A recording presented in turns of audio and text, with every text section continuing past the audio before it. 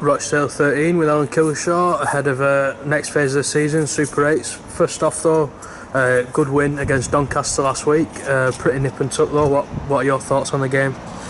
Yeah, pretty frustrated after the game just in terms of our performance, and a lot of senior players were off on the day, and I'll stand by the comments we made on the day. It was a pretty poor standard from both sides, and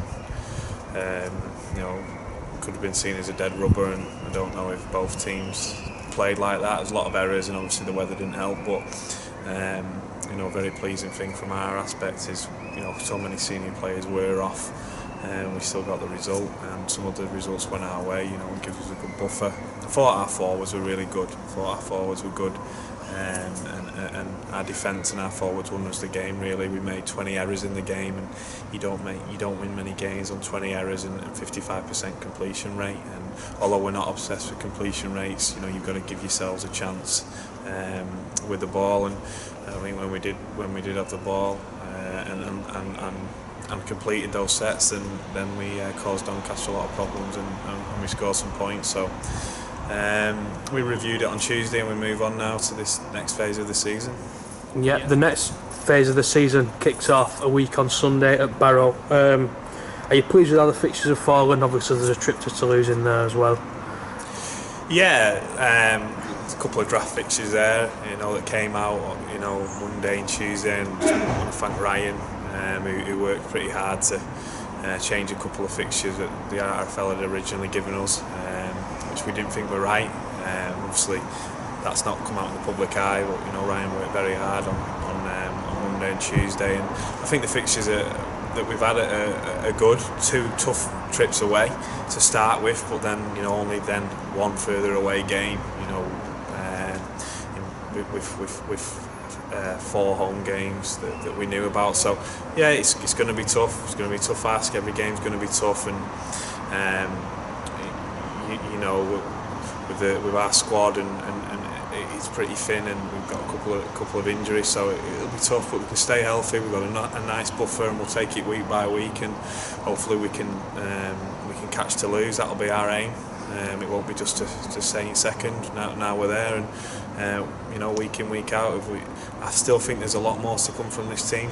I really do, and I think there's a lot of improvement in us, and we've done well against the good sides this year, and the sides in and around us. Apart from York, we've beaten all the teams around us, and the only team to take points off Toulouse. So we'll go into this next stage very confident that if we can perform and execute the way we know, the way we practice them, then we'll give ourselves a very good chance of securing a home playoff, and that's the next goal.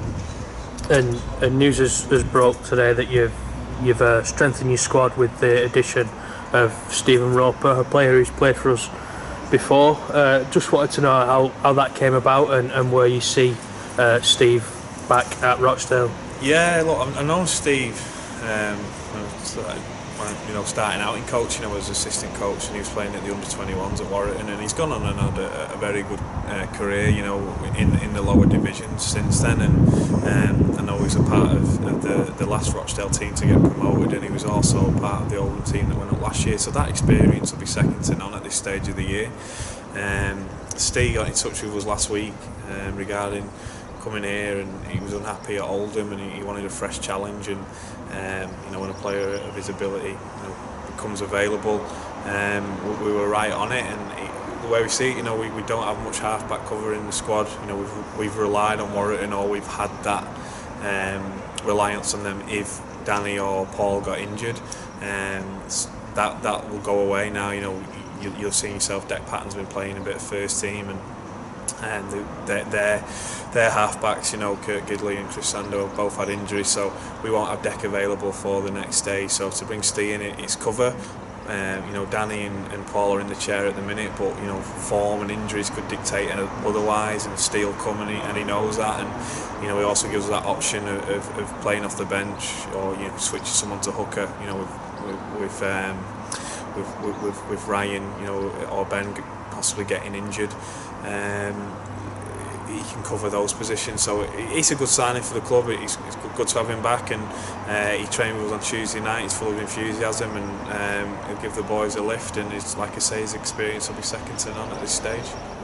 And with Steve signing, there's been a few players come and go as the year's gone on. Where are you up to with the squad, and have you got any plans to add any more?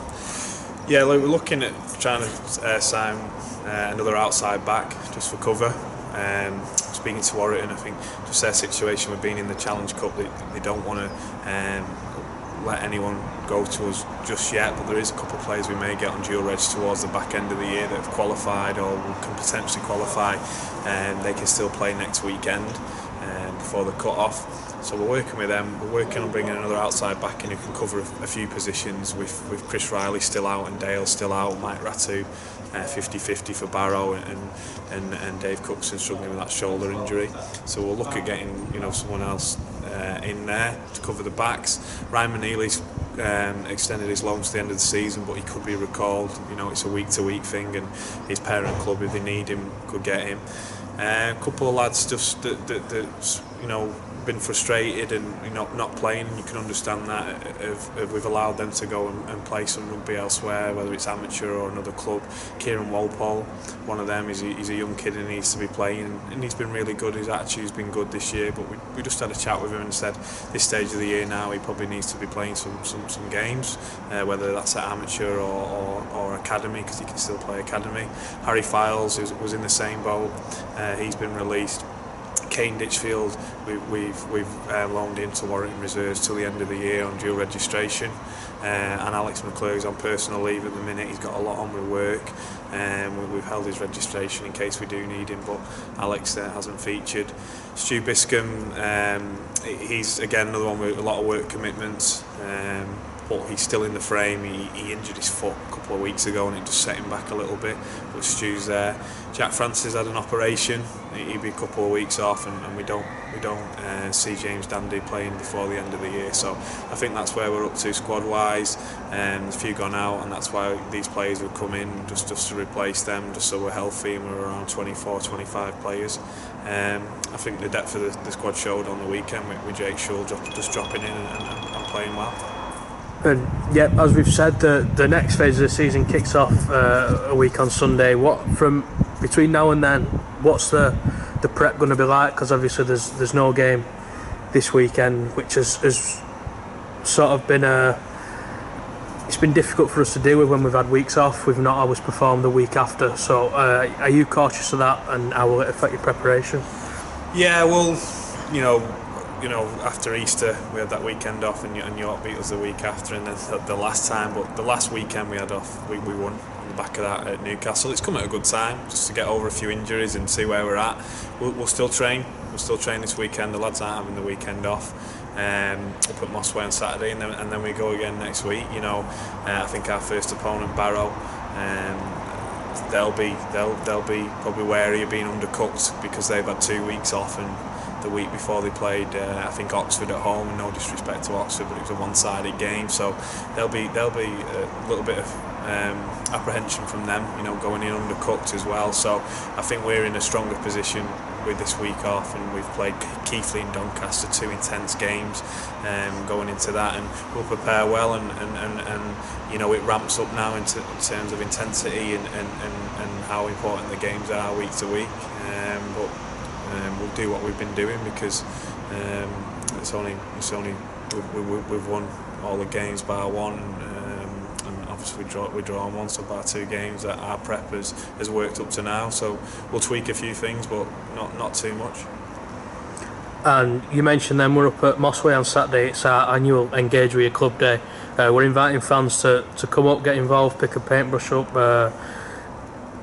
pull weeds out the ground, whatever needs doing. It's just a general spruce and tidy. The lads are up there. It's an open training session, and there's a bit of a barbecue going on after. How important do you think it is for people to sort of come up, get involved with the club, get involved with the lads, and just basically help out with the facility we've got up there? Yeah, look, it's there's a good feeling around the club at the minute. It's a great opportunity to come down, watch the training session, and where people can lend a hand and help with the facility at Mossway. I think it's a good facility. It does need a bit of work doing to it, and people can come and lend a hand or lend a morning, Saturday morning, and you know, off the back of that, they can have a little bit of fun with the lads after a bit of a game of cricket all round us or whatever we do, and have a barbecue afterwards, and speak to the players and engage with the players. Players are looking forward to it, so the coaching staff, and it's a good opportunity on the weekend off, and hopefully it'll stay dry and it'll be a successful event.